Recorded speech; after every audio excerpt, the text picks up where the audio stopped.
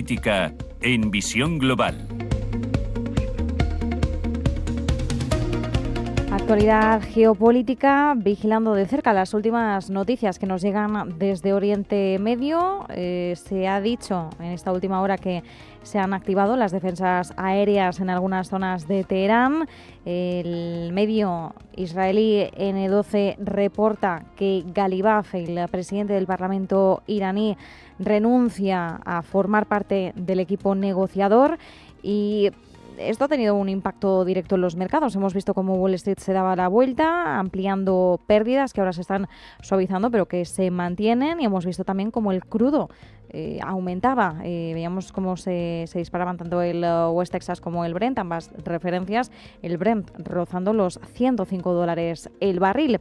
Y mientras tanto, efectivamente, el crudo es una de las patas fundamentales de esta clave geopolítica. Sigue cerrado el estrecho de Hormuz, no transita ese tercio del petróleo y gas natural licuado que fluía a nivel mundial en esa vía, y también pesan y mucho el bloqueo de tránsito de fertilizantes. Naciones Unidas ya alerta de que más de 30 millones de personas podrían verse arrastradas a la pobreza debido a esta situación.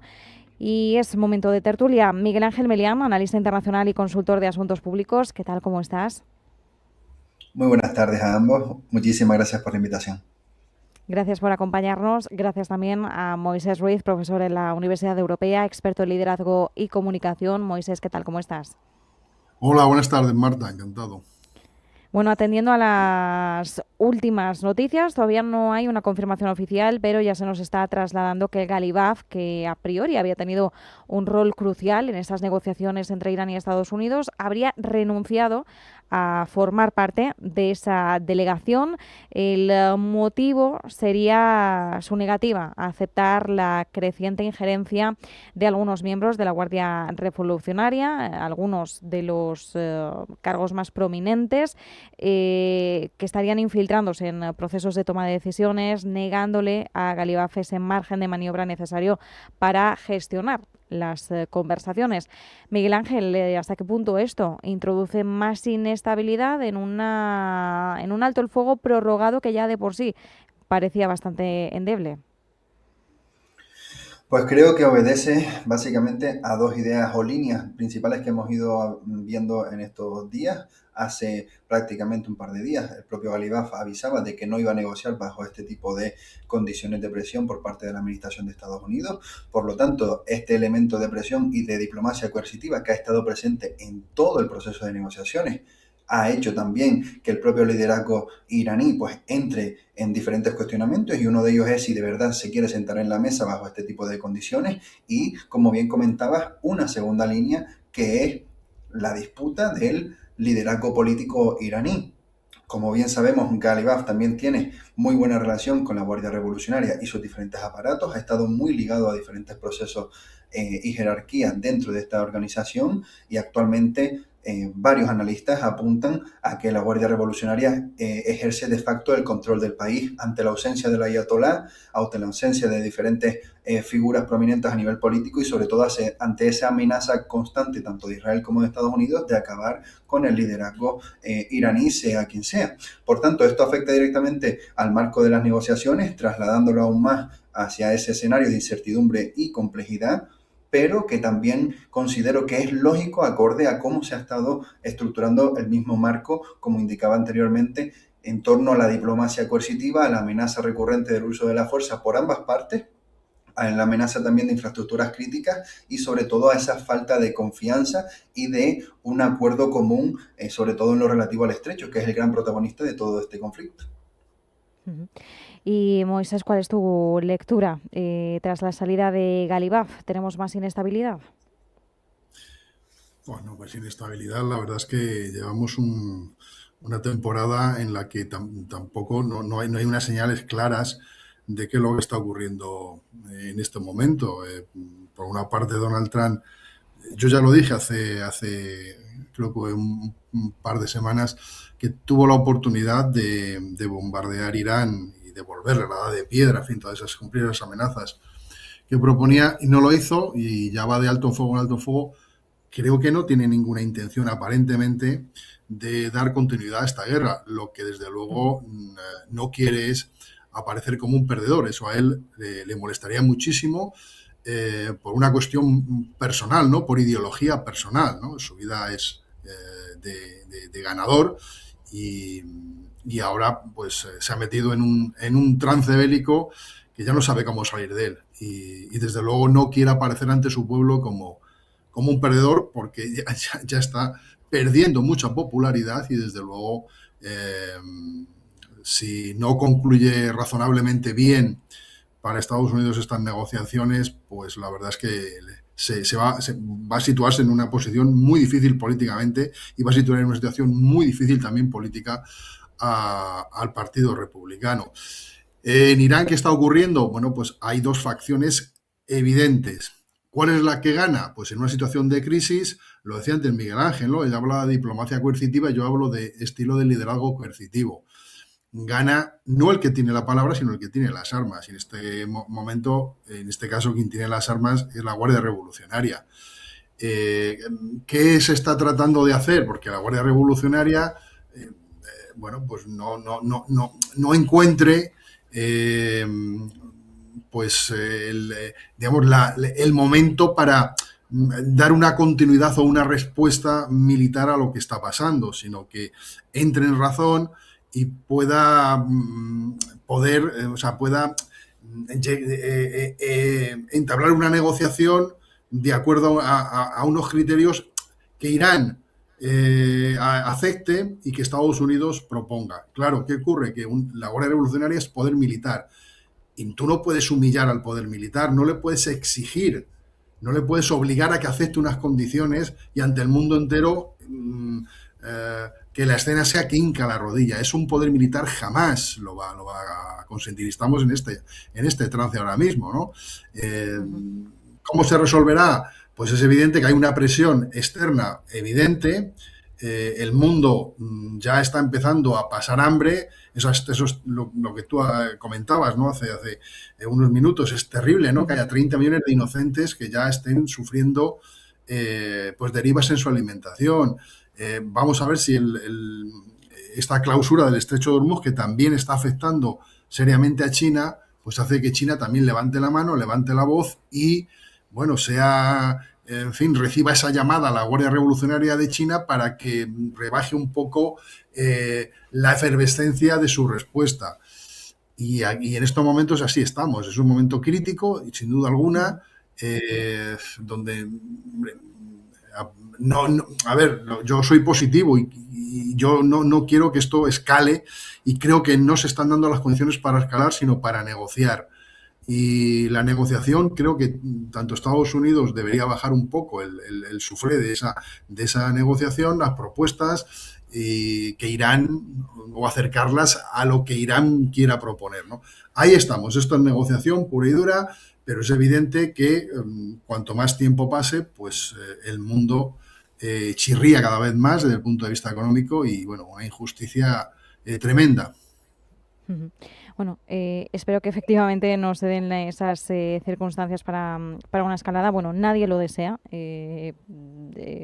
Quizás voy a puntualizar el nadie, quizás Israel sí, porque hay unos objetivos detrás, ¿no? De que se pueda mantener la vía bélica, pero tal y como desgranabais, y bueno, Moisés lo decías, ¿no? A Trump le molestaría mucho dar una imagen de perdedor y ya está pesando, ¿no? También un discurso incluso dentro del propio gobierno estadounidense para que haya una retirada. Esto tampoco compensa ni conviene en pleno año electoral con estas elecciones de medio mandato.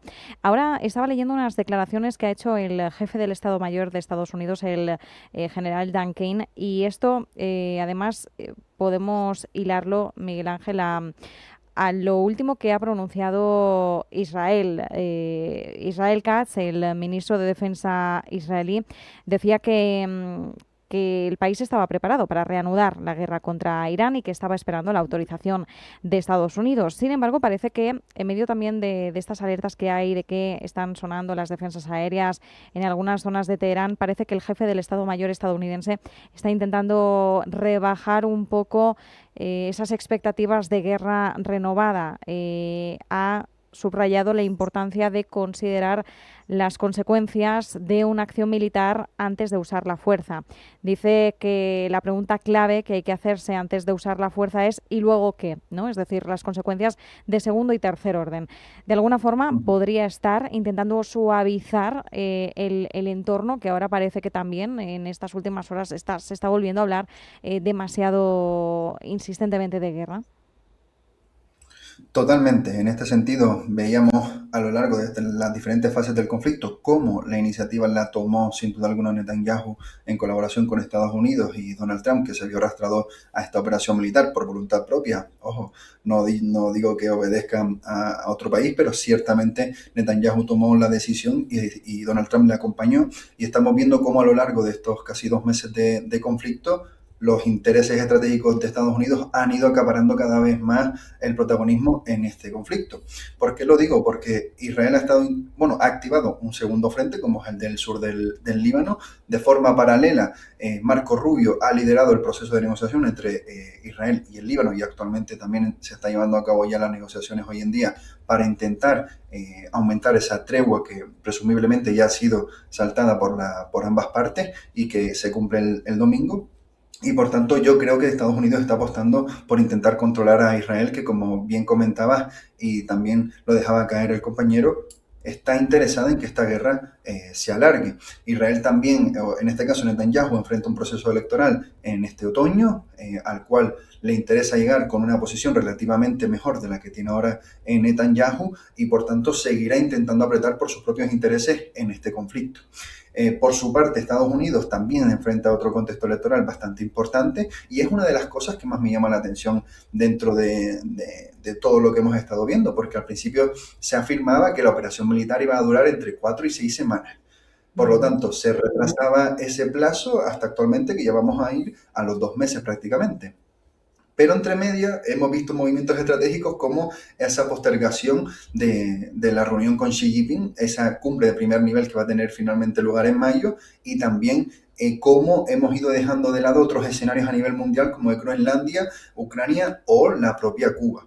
Por lo tanto, considero que está prácticamente todo entrelazado, con una serie de tiempos que se están descontrolando en cierta medida, pero que también refleja en las declaraciones de la administración Trump cierta tranquilidad respecto a lo que está sucediendo en el estrecho de Hormuz, cierta proyección de poder y sobre todo esa posición de fuerza respecto a Irán. Y lo que me está indicando es que posiblemente tengan preparado otro movimiento estratégico después de Irán que de verdad tenga un impacto más serio en las midterm, porque no tiene sentido alargar tanto esta guerra cuando tiene esos factores de peso en términos de shock energético, de rutas comerciales, y también cómo actúa China respecto a esta presión que está sintiendo en una de las principales rutas energéticas que abastece el país asiático. Y la duda también en estos momentos, que por cierto sí, este sábado se cumplirán ya las 8 semanas completas de guerra, y si estalló un 28 de febrero, bueno, pues la semana que viene ya hablaremos de 2 meses redondos. Así que efectivamente hemos pasado de ese lapso de unas 5 semanas, ahora ya estamos llegando a la 8ª y con dudas, porque tampoco sabemos. La 8ª no está marcando el fin, precisamente. Moisés, lo que parece bloquear una disposición a reanudar las conversaciones es la situación en Hormuz. Y aquí tenemos 2 narrativas que no son compatibles, se comen entre sí. Estados Unidos mantiene que tiene el control total mediante el bloqueo naval que impuso a posteriori del bloqueo iraní. Irán, a través además de la incautación de algunos buques en este último día, también intenta trasladar esa narrativa de control. Irán dice que si Estados Unidos no levanta el bloqueo naval, no se va a sentar a negociar. Entonces, ¿quién controla Hormuz y cómo se desbloquea esta situación para que sí haya negociaciones? Bueno, pues la verdad es que las preguntas sobre este conflicto son cada vez más difíciles de responder, porque es todo tan confuso que evidente, además, si escuchas es decir, estás atento a la narrativa de Trump, que nos dijo que se había destruido toda la capacidad de respuesta marítima de Irán, y no es así. Resulta que Irán está respondiendo y además pues lo hace dañando, con lo cual ahí nos volvió a mentir Trump. A ver, ya digo que el bloqueo de Trump en Hormuz es para, creo que, presionar a China, que a su vez presione a la Guardia Revolucionaria iraní a que se sienta a negociar y, bueno, pues que acepte muchas de las propuestas de Estados Unidos.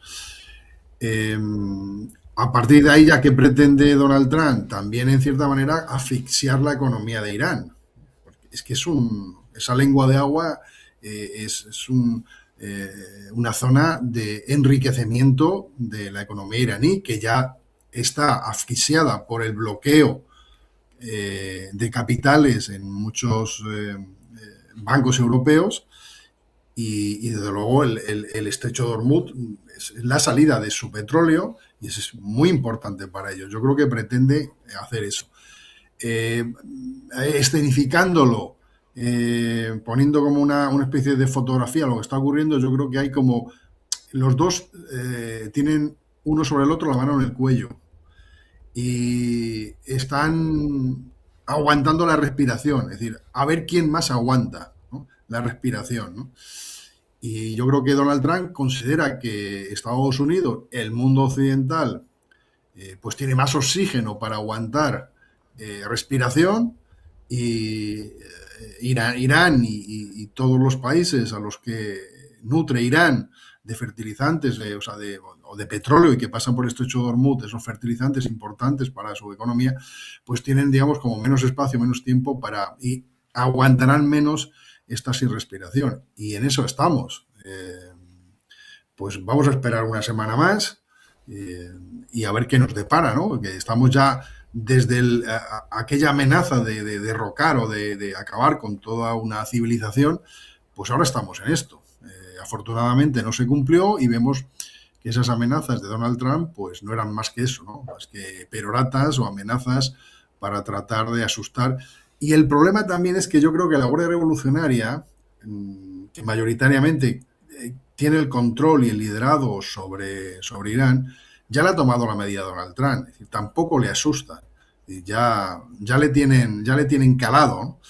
Ese es el problema, ¿eh? Y pues nada, habrá que seguir esperando y en algún momento, pues yo espero que la cordura aparezca por algún lado. Es evidente, y tú lo has apuntado muy bien, Marta, y también Miguel Ángel, que aquí los únicos que quieren continuar son los israelitas, ¿vale? Y no estoy tan seguro que solamente sea Netanyahu, sino también buena parte del pueblo de Israel quiere continuar, considera que esta es una oportunidad histórica, ven la posibilidad de acabar con Irán. Bueno, no les preocupa en absoluto lo que les ocurra al mundo.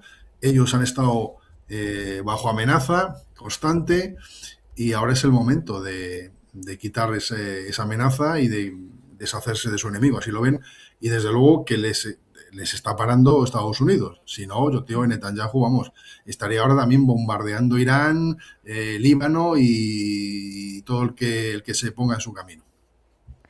Hay una última cuestión que os quiero plantear a ambos de una cumbre que arranca esta noche, cumbre de 2 días en Chipre. Los líderes europeos acuden al encuentro.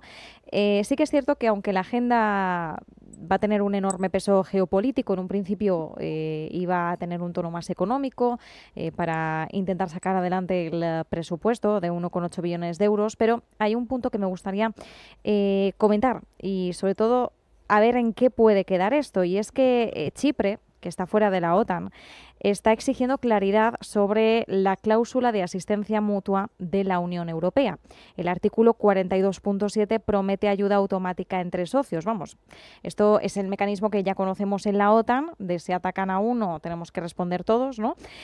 Pero sobre el papel irían más allá de estas normas de defensa mutua de la Alianza Atlántica, pero en la práctica este artículo de la Unión Europea es bastante ambiguo porque nadie sabe hasta dónde llegaría ese compromiso en una crisis real, pero parece que es bastante interesante que se empiece a poner el foco en estos términos en una cumbre de este calado. Miguel Ángel, 2 minutitos, pero ¿cómo ves que efectivamente se empieza a hablar de este tema y que países como Chipre, que no forman parte de la alianza, empiezan a preguntarse y a darle más peso a este tipo de cuestiones? Porque efectivamente, si empieza a tener más peso la defensa, la escena geopolítica, en vez de la económica, es que algo se está produciendo o se está gestando en el seno del bloque.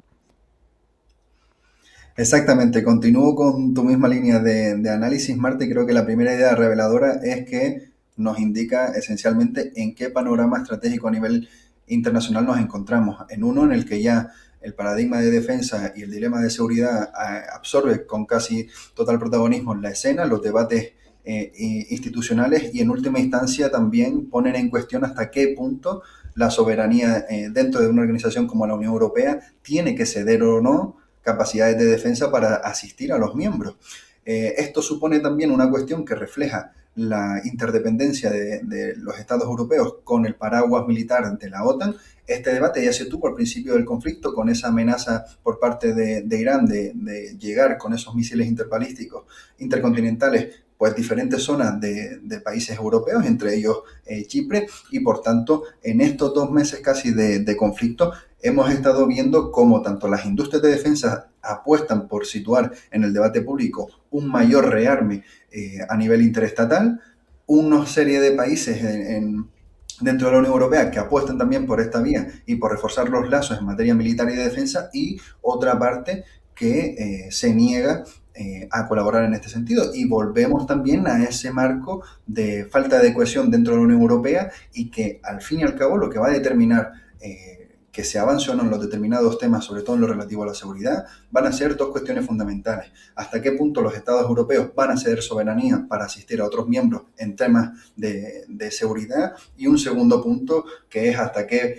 en qué escenario vamos a seguir dependiendo de la OTAN para también depender de esos elementos militares de asistencia mutua. Pero termino con la idea de que esta situación de un país como Chipre solicitando este tipo de asistencia en un marco de la Unión Europea, pues es bastante revelador de que el equilibrio de poder global cada vez más está siendo acaparado por los intereses nacionales de seguridad y defensa. Desde luego refleja el momento en el que nos encontramos, un momento en el que efectivamente la geopolítica, las relaciones internacionales pesan y mucho. Moisés, breve apunte, minutito y medio porque nos queda ya poquito tiempo. ¿Cómo ves que efectivamente ahora pase a escena este tipo de diálogos entre los países miembros del bloque comunitario sobre cláusulas de defensa mutua? Bueno, pues es evidente que tenemos el eterno aliado que es la OTAN, en una situación también un poco delicada, sobre todo el país que militarmente soporta a la organización OTAN no está mirando precisamente a Europa, no está teniendo a Europa entre sus amistades, y Europa pues tiene que hacerse mayor, y también desde el punto de vista de la defensa es importantísimo, ¿no? Sobre todo ya no de carácter ofensivo, sino para que te respeten, ¿no? Y en esta situación, pues es lógico que los líderes europeos vayan a Chipre. Evidentemente lo han seleccionado también por ser un país clave que ha sufrido ataques por parte de Irán y que hasta ahí se han desplazado poderío militar europeo y OTAN para defenderlo.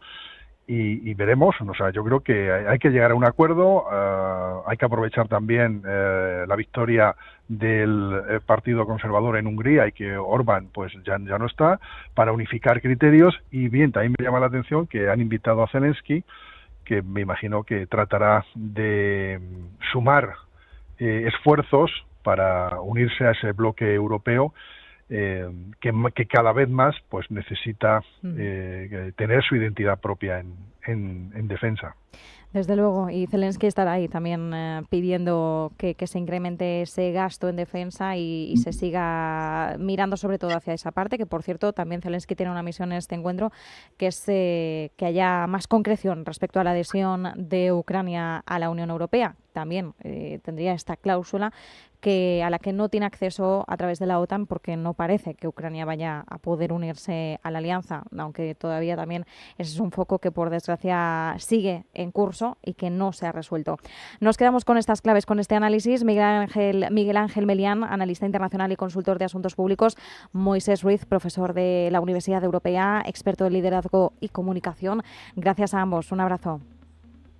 Adiós. Muchísimas gracias. Hasta luego.